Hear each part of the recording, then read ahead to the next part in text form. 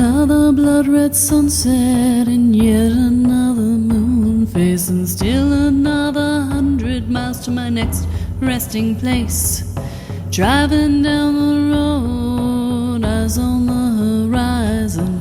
Within my car, I'm all alone, but feeling good and feeling strong, knowing that this path I'm on brings me to myself. I'm driving. Hello and welcome to Spirit Sherpa, the show that helps and encourages you on your journey to unlock your magic mojo. If you're new to this kind of work, go ahead and start with episode 1. If you're intermediate, you can go to episode 98 to start. And if you're advanced, fast forward all the way over to episode 200. You'll be good. So with me, as always, to share her insights, her wisdom, and probably today a lot of laughter, is the spirit doctor herself, as we're slap happy together, Kelle Sparta. Welcome to Slap Happy Land, peeps. Slap happy lampies. Yeah, what's a lampy? I don't know. It's a lamp that's holding it. So, my brain is hurting. Okay, whatever. Yeah, it's okay. Yeah, it's a thing. It's a thing. Yes. Are we still in Mercury retrograde, or is this some other kind of retro something? And Saturn. Venus is out. Venus went out on the 3rd, but Mercury's going to be in retrograde until the 15th of September. And which, by the time this airs might be already gone. And Saturn is not out until the 4th of November. So damn Saturn. He seriously overstays his welcome. Yeah, screwing us over already. Yeah. It's a thing. It's a thing. So how is Panama? Panama. It's so awesome. Yeah. Panama. Oh my God. Yeah. I'm just saying. Well, I got a little stir crazy yesterday because I was on back calls on my computer, which I'm like, my butt is molding into the seat. I need to move, right? So I looked at my husband as soon as my last call was done. I was like, I need to get out of this house. And so we got in the car, we drove into town, and we just walked. We went into the center of town, and there were these.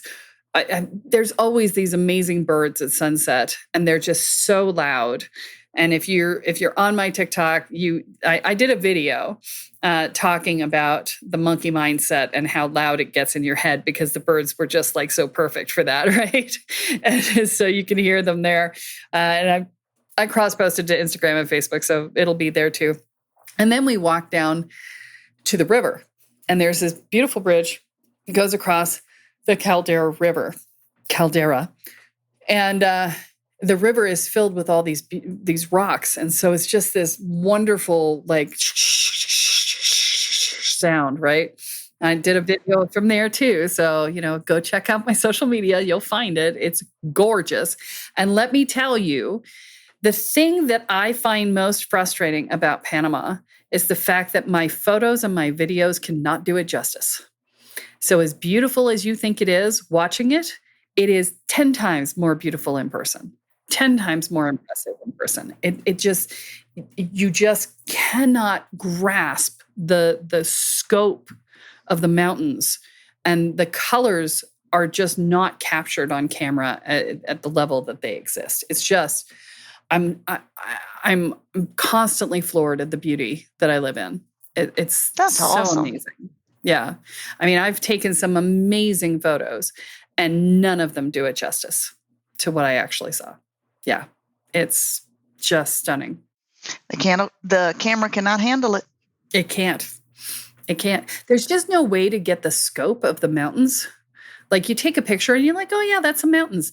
You think in the picture that they're really far away, right? But they aren't. We're like 10-minute drive, and they go straight up, right? So I can literally go up like 3,500 feet in 10 minutes here in the mountains, because that's how steep everything is. It's like straight up. And so, you can't, the photos, in the photos you can think, oh, it's not that close. Yeah, those mountains are big. But here you're like, those mountains are big, right? You're just like, so the perspective doesn't come across. Correct.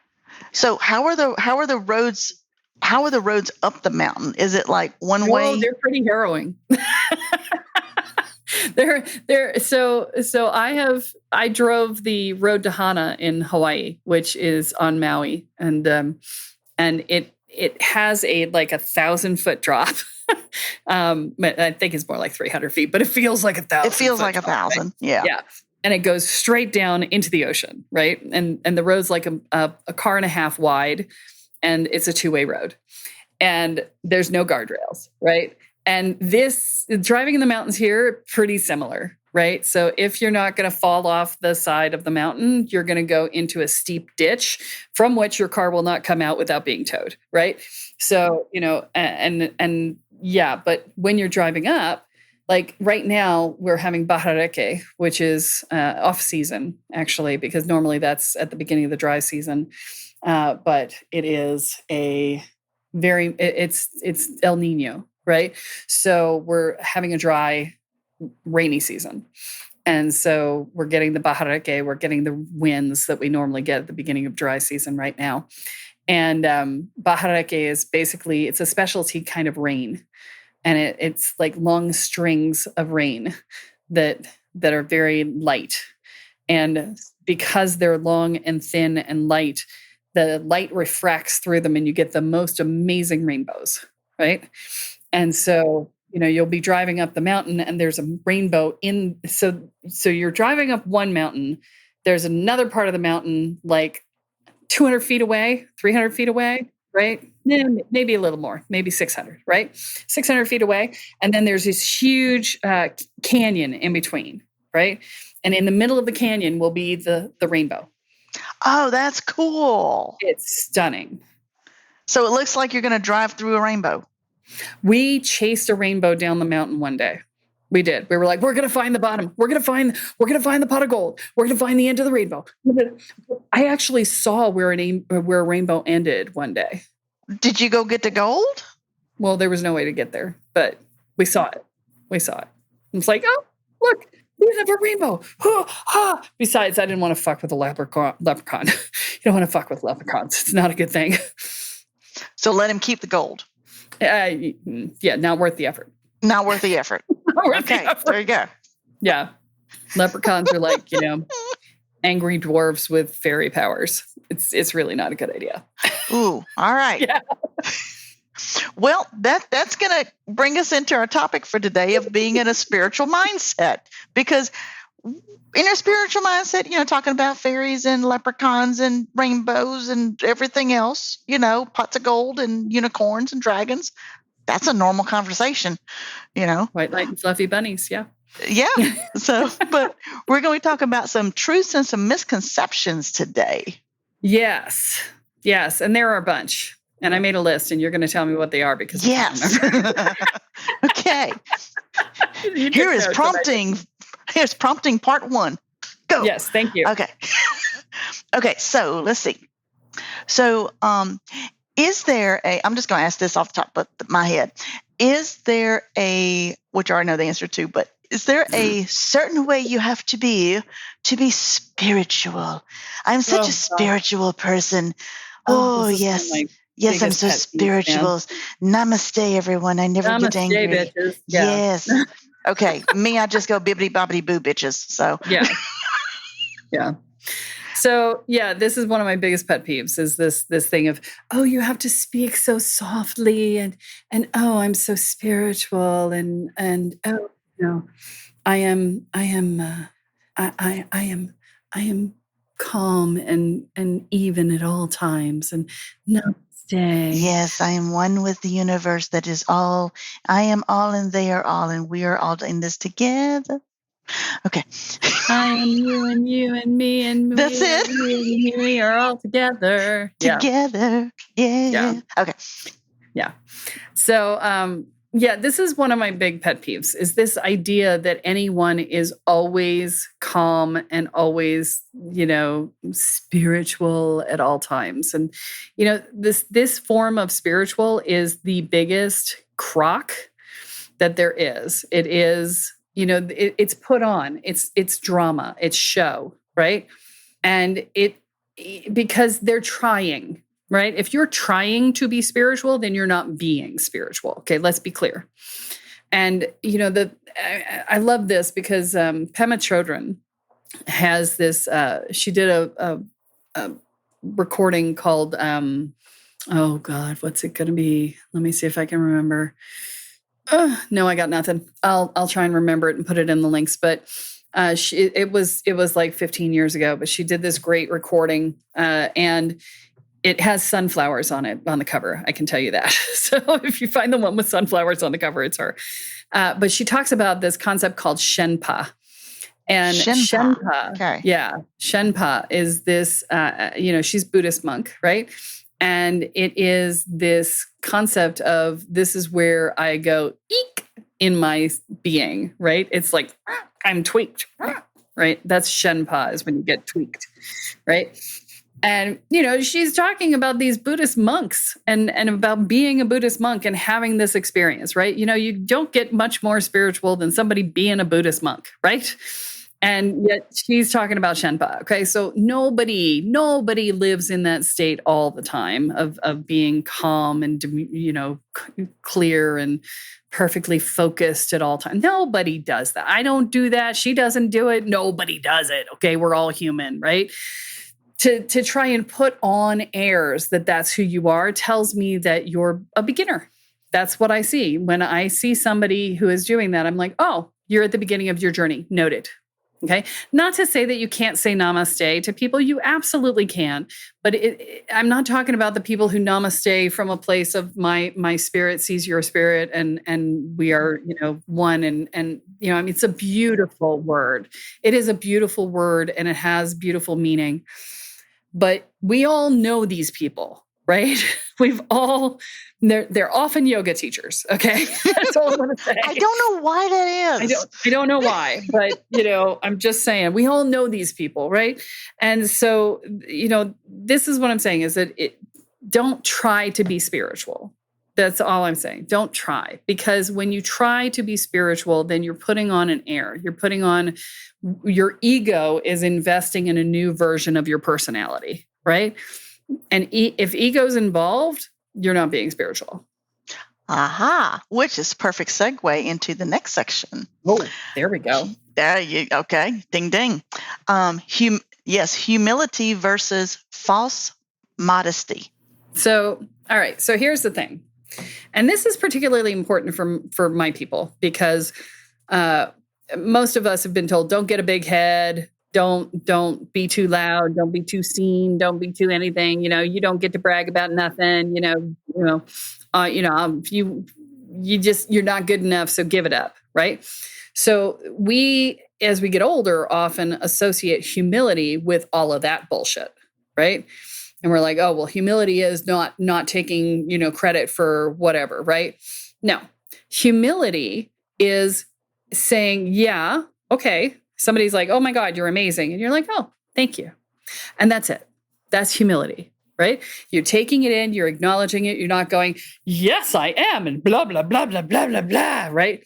That's the thing. Whereas false humility is saying, oh, no, it's fine. I'm okay. It's really not. I'm not that great. Other people tell me this, but, blah, blah, blah, blah, blah. That's false humility, where they're like saying, oh, yeah, people tell me this all the time, blah, blah, blah, blah, blah, da, da, da, da. Whereas if somebody else just comes up, you go, yeah, okay, thanks. Right? Because you already know it's true about yourself. Right? It's not saying it's not true. It's not going, oh, no. And so I want to be clear. False humility is puffing while you're pretending to say no, right? That's false humility. Then the self-abuse side is, oh, no, I can't accept a compliment for any reason, even if it is true. I can't own it. Well, I had all these other reasons and other people did this for me and blah, blah, blah, blah, all the reasons to not accept the compliment, right? So, but what you're shooting for is right in the middle, which is, yes, I acknowledge that this is who I am and what I do and what I bring to the world. And that's true. Thanks. Thanks for acknowledging. Thanks for noticing. That's it. Right? So that's what true humility is. Now, next one is positivity and its shadow. Yes. I love this one. So, there's this whole positive psychology movement, and it has value, right? There is value to positive psychology, which is, how we think determines what we bring about in the world. So if you bring a positive mindset to things, then you will likely bring positive results back to you. Absolutely true. However, there's a shadow side to this, which is the la, la, la, la, la, la, la, la, la. I'm not going to acknowledge that there's anything bad in the world, and I'm not going to acknowledge that there are bad things, and I'm not going to acknowledge that I have bad thoughts, and I'm just not going to acknowledge anything other than positive thoughts. In the land of denial. Girl, you on Fantasy Island, let me tell you. Well, and a lot of positive psychology kind of supports this concept in sort of a weird, twisted way. They're like, oh, don't. It's that old shamanic story about, there's a good wolf and a bad wolf inside of each of us. And I'm sorry, I just have to say, bad wolf. Sorry, it's Doctor Who reference. So for you Whovians, you're welcome. And so there's a good wolf and a bad wolf inside of us, and which one, and they're always at battle. And the question is, which one wins? Whichever one you feed, right? Oh, yes. Right? And so, in positive psychology, they're like, well, don't feed the bad wolf, right? Feed only the good wolf. Well, the problem is that what they're not acknowledging is that the bad wolf exists. And I don't like good and bad, that, but that's the terminology. And but the other side, the shadow side, so we'll go with light and shadow, right? Because that's really more accurate, right? It's not good and bad, it's light and shadow. So light is the stuff that we are okay with other people knowing about about us, and what we are willing to admit about us, right? Shadow is the stuff that we try and hide away in the corner, right? We don't want to think about it. We don't want anybody else to know about it. And we don't want to look at it under any circumstances, right? Yes. All them skeletons. Yes. And that shadow wolf will come and chew your ass until you acknowledge it exists. And the more you go white, light, and bunny, which is the positive people, right? The insanely unrealistically positive people. The more you go white, light, and bunny, the more the shadow chews your ass, and you end up bloodied and can't sit, right? Just not good. So this is the piece. Yes, positivity is super important, but you want to make sure that you are acknowledging your shadow, and you want to make sure that you're working on your shadow. Because whatever you don't pay attention to bites you in the butt. Yeah. Is that also kind of when if you let your inner child keep driving the bus, that you end up, going off the mountain road, not hitting the rainbow. Because they can't reach the pedals, right? Yeah. Yeah. You get a lot of where they're playing with the steering wheel, but they're not actually going anywhere because their feet aren't hitting the pedals. Therefore, you are not moving forward at all. Therefore, you're not moving. You're just spinning in circles. You're just literally spinning the wheel and going nowhere, right? That's funny. All right, let's see. Oh, here's... So I have to tell on myself. So when we're going over this, before we started recording this, I looked at this word and I said, what the hell is this word? And I had to sit here and sound the damn thing out because I have not seen this word spelled out in forever. And I'm like, what? So it's faith versus, y'all can laugh at me all you want to. Let me tell you, but some of y'all doing it too. Faith versus abdication. Yes. So faith is the act of trusting the universe to bring you what you want, right? So surrender in faith, right? And rather than giving up, right? So abdication is to say, not it, not mine, not my problem.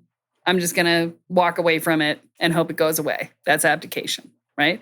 So if you give up, you're abdicating your power and you're abdicating your faith. You're letting it go and being like, nope, not mine. So abdication actually comes from that's used most often in relation to queens and kings. They abdicate the throne, I'm giving up the throne and walking away, right? So that term is often used in that way. It's like, I have this great thing and I'm walking away from it, right? And so when you abdicate responsibility, you also let go of your power in the same moment, right?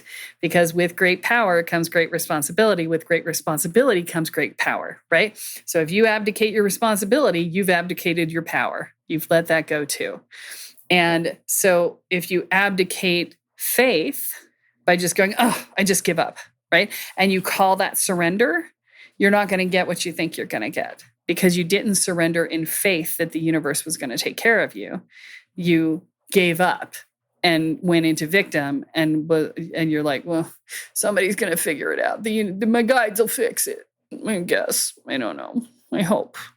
Will you guys fix it, please? I can't. I just can't. I can't. Right? That's what I'm talking that's the abdication. So I have a question.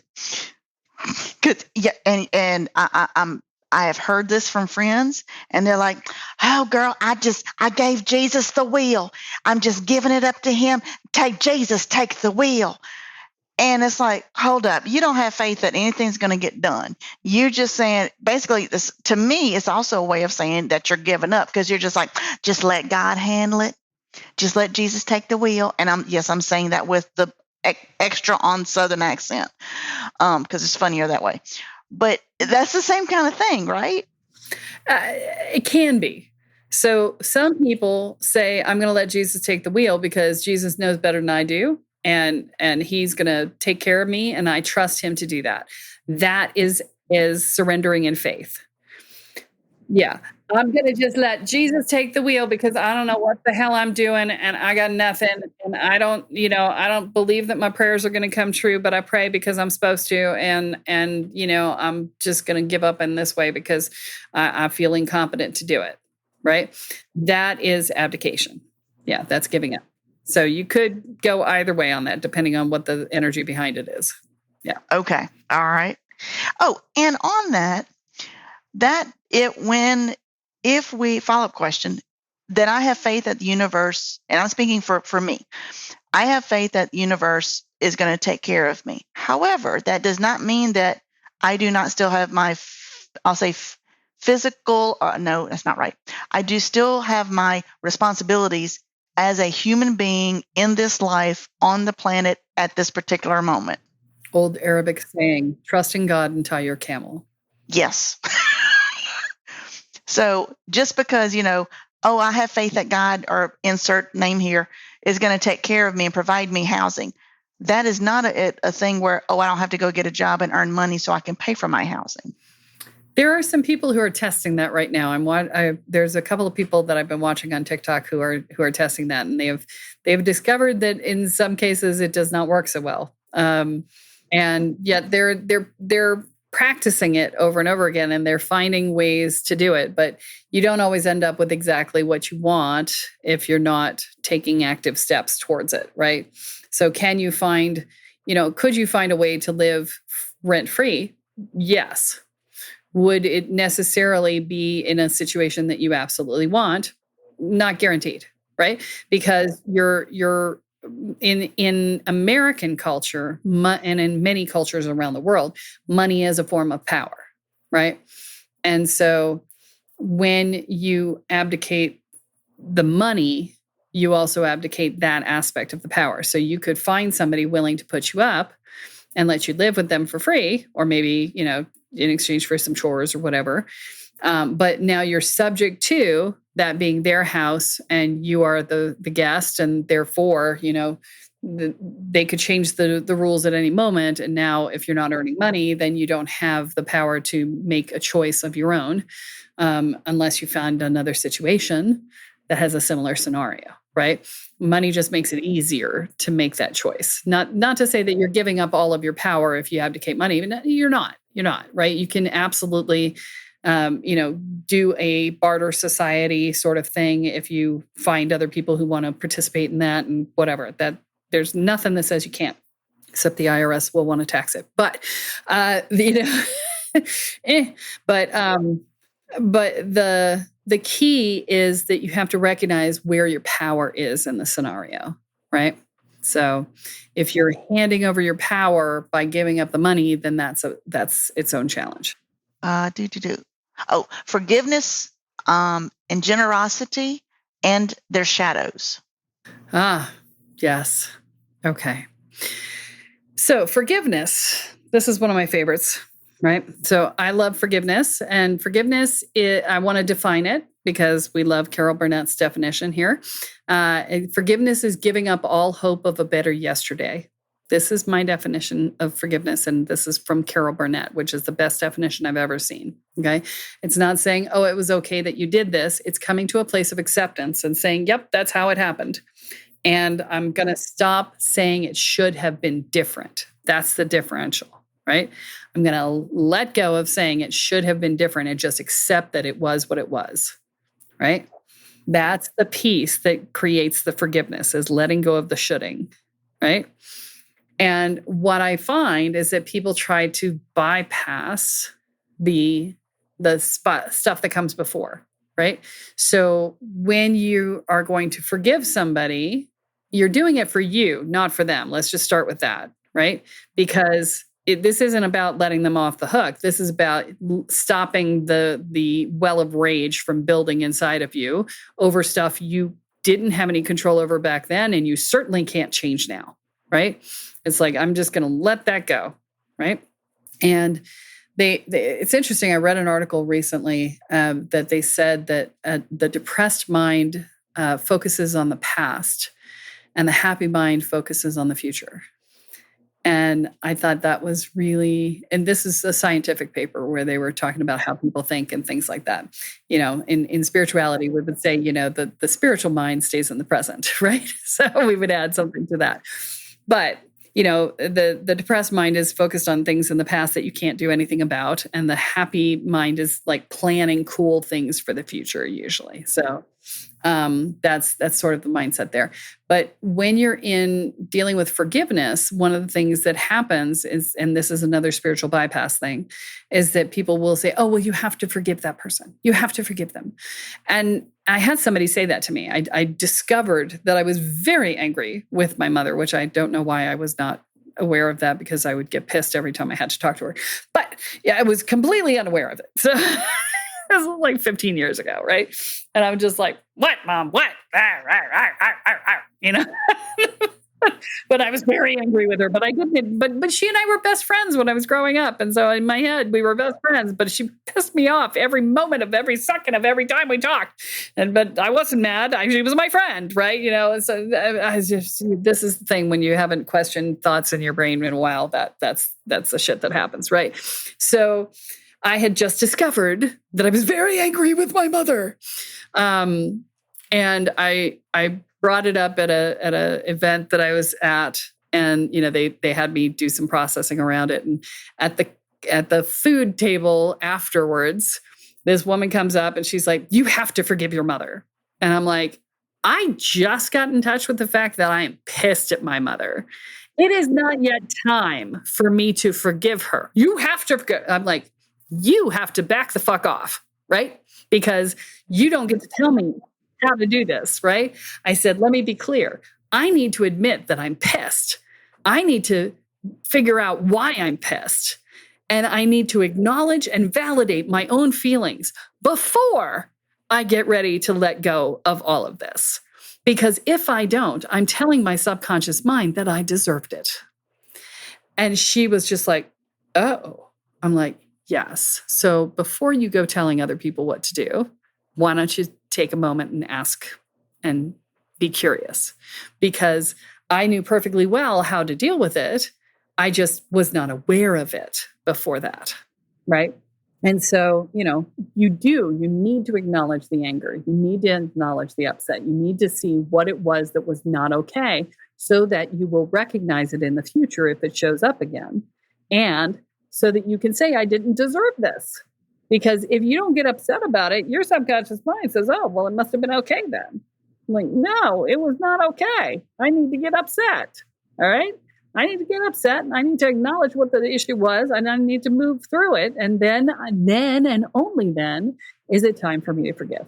Is it time for me to let it go and say, nope, can't do anything about it now. Couldn't do anything about it then. No point in wasting energy on it. It was what it was. Moving on. And so what was the other one? Forgiveness and generosity in its shadow. Oh, yes. Generosity in its shadow. So I'm just giving everything away. Everybody gets a car. Everybody gets a car. Yeah. I recently had a conversation with somebody who had made a lot of money and gave most of it away. And I'm like, do you have enough for you?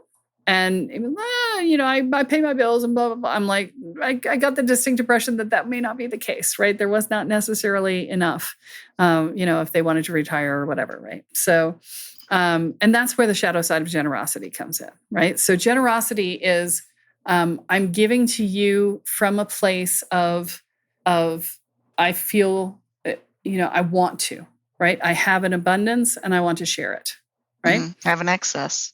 Yes, I have an excess and I want to share it. Shadow of generosity can be in giving away so much that you're no longer properly taking care of yourself, which I've seen happen. I had that conversation years ago with a woman who was like, my daughter needs help and I don't want to give her my rent money, but I feel like I need to give her my rent money because that's what a good mother does. And I'm like, no, your daughter is a grown woman and that's her job to support herself and you need to pay your rent, right? Giving too much away to the point where you're not adequately taking care of yourself, then that becomes a shadow issue. I'm establishing my value by giving money to people and things and, causes and whatever, right? And it's a way of establishing your value. Now, there is actually a medical condition that causes people to overgive as well, and that's usually caused by a brain tumor. But in just sort of general life, giving, being generous in that level, I'm buy drinks for the bar. That's usually I'm going to look good, right? That's what that's about. And so there are cheaper ways to feel good about yourself. I'm going to say that. And then secondly, the other piece of the shadow of generosity is it was there and now it's gone. Where'd it go? Back into the shadows. Back into the shadows. So the other piece of generosity, I got nothing. It's not there. We'll do it, but it'll pop back into my head in a minute. Let's keep going. We'll go to the next one. I don't know what it is. I don't remember where it went. It's all right. It'll come back up. All right. Let's see. Service and its shadow. Service and a shadow. Yeah. So is this being in service? Yeah. Okay. Oh, I got the generosity thing now. Okay. Because see, I told you. So the other piece of the generosity, and this works with service too, is that you are giving it away because you don't feel like you deserve it. Okay. That's the other shadow side of generosity and service. I'm giving all my time, or I'm giving all my money, or I'm giving all my goods, or, whatever, because I don't feel like I deserve them anyway. So, you need it more than I do. That's another way of saying I don't deserve it, right? Or being codependent with somebody else and going, oh, you need this more than I do. Okay, I'll figure it out. It'll be okay. I'm more resourceful than you are. You can have it, right? It's like, okay, well, great. Keep your money and be resourceful and help them, but keep your money. Keep your time, whatever it is, right? Service. So service is great. We love to have service because it gives you the opportunity to help others, right? One of my favorite random acts of kindness is to feed parking meters as I walk by, right? I'm just 25 cents out of my pocket to save somebody 25 or $30, that's a good deal. But the, acts of service have limitations too. I see this a lot in especially women-owned and or spiritual businesses. And what happens is they get codependent with their clients and they're like, oh, well, they can't afford that much, so I can't charge this much. Or, oh, well, I'll do a work study, even though I don't really need anything and it's not really going to help me, but they really need it. Or I'll do a pay what you can and I'm not making my rent, right? And if you're not making rent, you are the charity. You need to not be doing charity, right? You are the charity if you can't pay rent. You should not be doing sliding scale. You should not be doing Pay what you can. You should not be doing work study. You need freaking cash in hand, man. Do it. Get the cash in hand. And part of that is it's codependency with the client, but it's also I'm not really convinced that what I'm doing is worth what I'm charging. So I'll just give some of it away, or I'll charge less for a lot of people. And then I won't have to feel like it's not really worth it. And, maybe I'm not good enough, right? So all of these things, right? So with service, you end up with that. So, what I tell people is, look, don't do a trade unless you would pay for the service. Okay. And you would pay that person for the service, right? If you would not pay that person for the service, then do not do a trade, because you are paying that person for the service with your trade, right? So now, service is in its shadow when you do it that way. I think we pretty much understand what it is when it's in the light. It's, I'm being helpful. However, there's also another way the service goes into shadow, which is I'm going to take care of you even though you didn't ask me. I'm going to step into the middle of a confrontation that you're having with somebody else, and I'm going to take the heat because you can't defend yourself as well as I can defend you. That is very shadow service. Because you're basically telling the other person that they're helpless and that they can't manage when you do that. Now, if they ask you to step in, that's another story. But if they did not ask and you just step in, then you are basically telling them that they can't take care of themselves. And, you might get smacked for it. I mean, my dad came at my stepmother pretty hard at a dinner table in a restaurant once, and made a huge scene, blew up, yelled, screamed. Now, we're in the South, okay? Huge scene, and got up and left, stormed out of the room. And I went to get up and go yell at him. I was like 28. And my stepmother, as I went to get up because I was going to go ream him, and she said, "Sit down." And she said, "This is my problem and I will handle it." And I was like, okay, yes. Yes, ma'am. Yes, ma'am. I was so pissed. I wanted to yell at him, but I couldn't argue the fact that this woman was perfectly capable of taking care of herself. And that she was married to this man and she knew him and she was capable of holding her own. And I just, I was mad for 3 days because I couldn't let all the adrenaline out. But I didn't do it because she was right, And so, I went up to get all upset for her and she was like, So I got whacked for taking on what wasn't mine. Please tell me she was like 4 foot nothing and 99 pounds dripping wet. Please tell me she was T90 because it makes it so much better. 5'10". She's 5'10". Yeah. Oh, man. No, but you did not mess with her. Yes, indeed. I love it. I love it. Yeah. But this is another way where we go overboard in service, right? That's where service goes into shadow. All right, let's see. What about compassion versus sympathy and codependency? These are kind of all intertwined a little bit. Yeah, kind of, but not really. So codependency, so we know what compassion is. Compassion is the ability to empathize with the person who is having the experience and to say, it's like, I have felt what you feel. So being empathetic. Empathy. Yeah, it's empathy with acceptance, right? So it's, I understand, I grok in fullness, I feel what you feel. I accept that that's what you're feeling. I don't have to change it. I have compassion for your experience. It is not my job to fix it. That's compassion. Okay. Sympathy is, oh, you poor baby, you feel like this. Oh, I'm so sorry. Oh, how can I fix it for you? Right? That's sympathy. And you're like stepping closer into that codependency thing, right? It's actually often codependent, right? And then true, full-blown codependency is, oh, baby, I'm so sorry you feel it. Let me fix it. I'm going to fix it for you whether you like it or not. I'm doing it, right? I'm paying your rent even though you blew it at the craps table. Right, yeah. Or, I'm paying your rent because you got it stolen from you or whatever, but whether you want me to or not, right? That's codependent. Okay. So yeah, compassion is I feel for you and I understand where you are and I accept that it is what it is. And I'm going to allow you your experience in this moment. Right. And I'm not going to try and change your circumstance because you're a sovereign being capable of running your own life. And it's not my job to fix you. Right. It's the ultimate statement of respect. Right.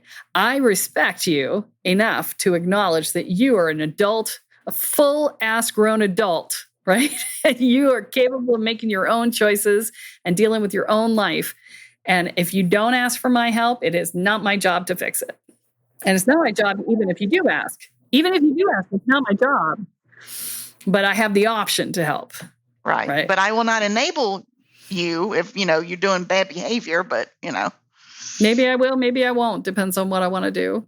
Because you're a grown-ass adult woman. And if you want to be in an addictive state and be enabled, then that's your call, right?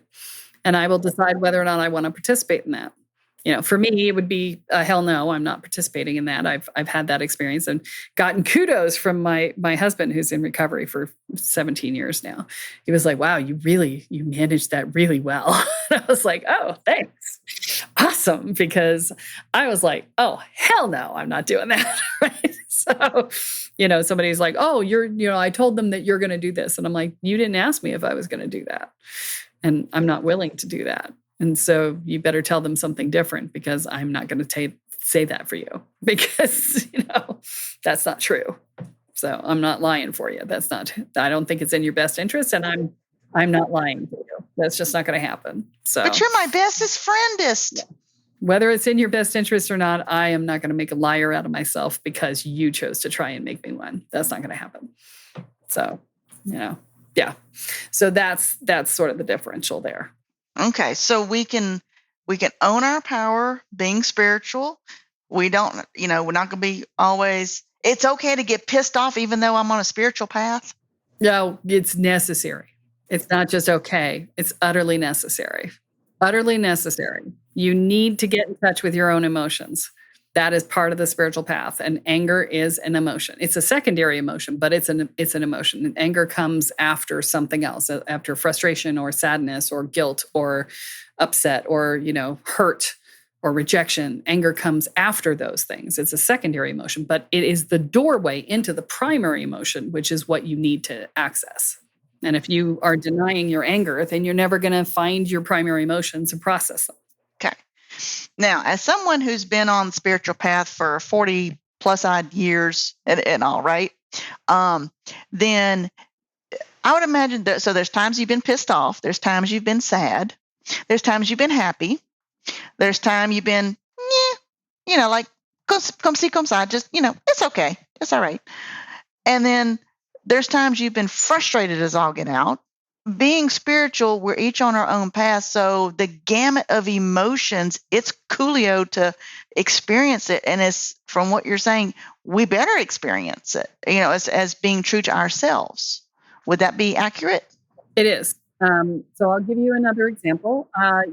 2 days ago, I went down to see a new doctor and they're trying to get some stuff worked out with me. And the doctor is, so there's a macho thing in Latin America, right? And if you come in as a woman into a doctor's office, they want to tell you what to do. They don't want to often listen to you. And so I made my husband come with me because I needed a man to talk to the man to back me up because otherwise it was not going to go well. It didn't go well anyway because, he was convinced that I was non-compliant in different things I'm supposed to be doing, which I wasn't. And he was obnoxious. Okay. He was totally obnoxious.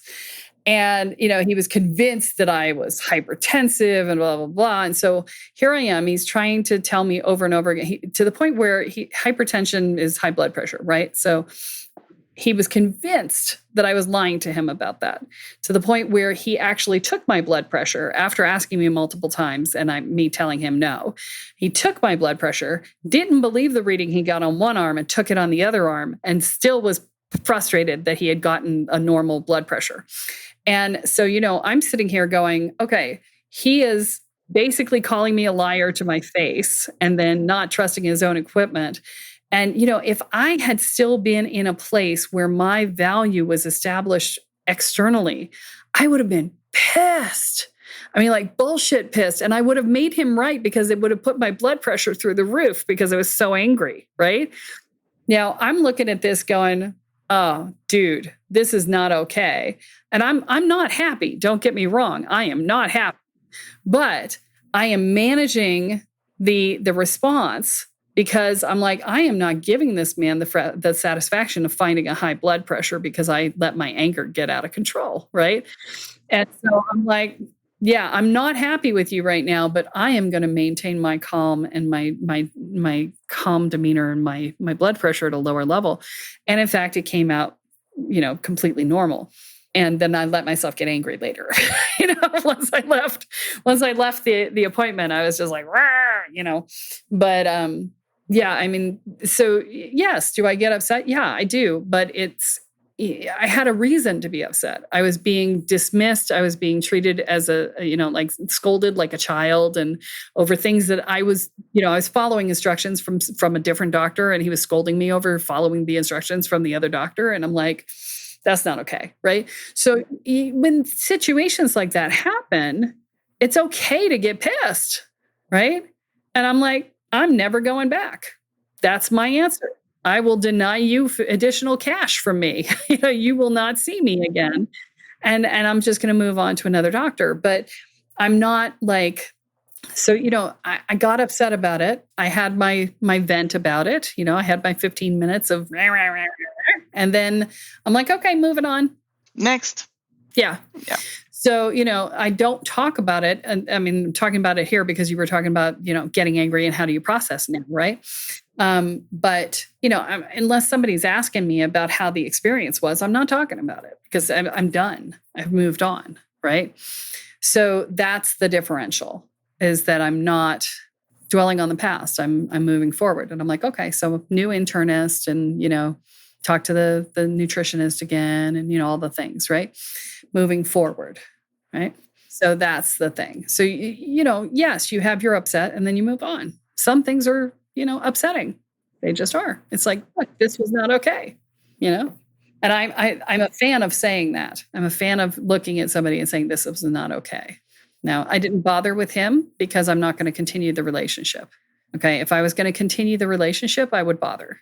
I would have said, the way you spoke to me was not okay. The way you're being with me now is not okay.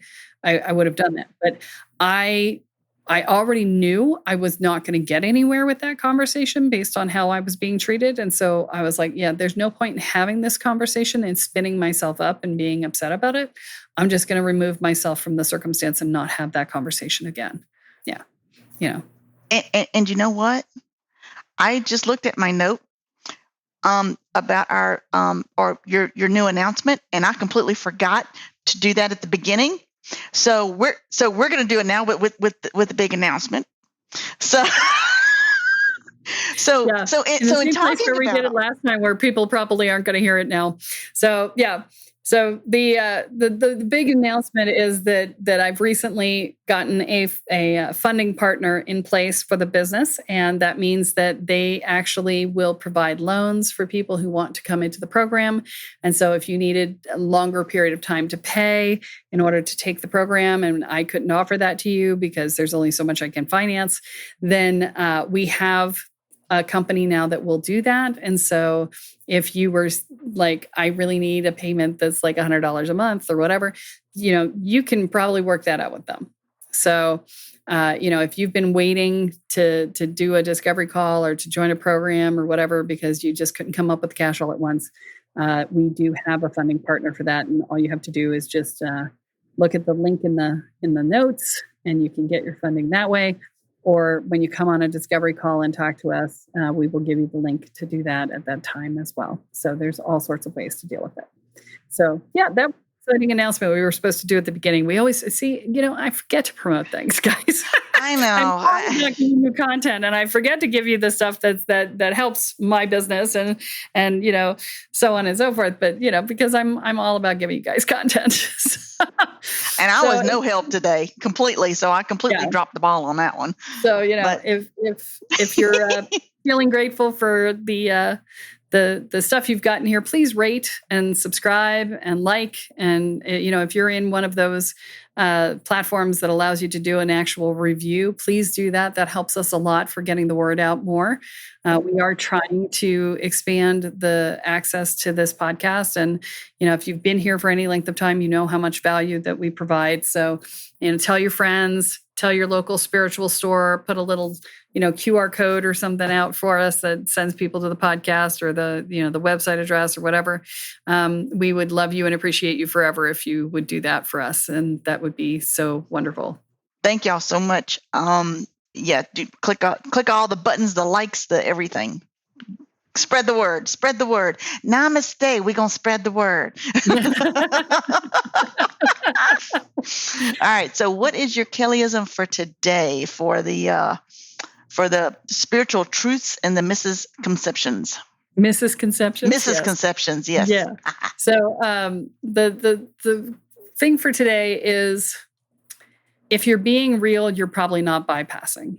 So the more real you can be with your own feelings, your own emotions, your own thoughts, your own actions, the more real, the more transparent, the more available and authentic you're being, the less likely you're spiritual bypassing. There you go. Well, that's all that we have time for this week, folks. Tune in next time when Kelle adds another chapter into your guide to energy, magic, and the spirit world. I'm Jules, here with Kelle Sparta, and you have been listening to Spirit Sherpa. So long, y'all. Bye. Driving down the road, eyes on the horizon. Within my car, I'm all alone, but feeling good and feeling strong, knowing that this path I'm on brings me to myself. I'm driving, wondering where my spirit will. I'm driving.